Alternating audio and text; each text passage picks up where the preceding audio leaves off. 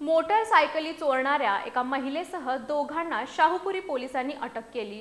विजय जाधव आणि रेश्मा सातपुते अशी या चोरट्यांची नावं असून त्यांच्याकडून एक मोपेड आणि 4 मोटरसायकली असा सुमारे 2,65,000चा मुद्देमाल जप्त करण्यात आलाय। करवीर तालुक्यातील सरनोबतवाडी इथं योगेश बाळासो नायकवडी राहतात। त्यांनी 1 मार्च रोजी त्यांच्याकडील मोटरसायकल विक्रीसाठी कोल्हापुरातील स्टेशन रोडवरील एका दुकानासमोर लावली होती। ही मोटरसायकल चोरट्यांनी लंपास केली होती। या प्रकरणी योगेश नायकवडी यांनी शाहूपुरी पोलीस ठाण्यात फिर्याद दाखल केली होती।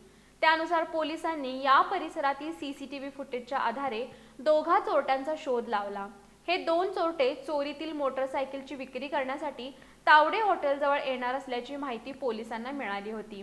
त्यानुसार पोलिसांनी या ठिकाणी सापळा रचून कागल तालुक्यातील बोरवडे इथं राहणारा चोरटा विजय आनंदा जाधव आणि त्याची मैत्रीण रेश्मा सुभाष सातपुते या दोघांना अटक केली।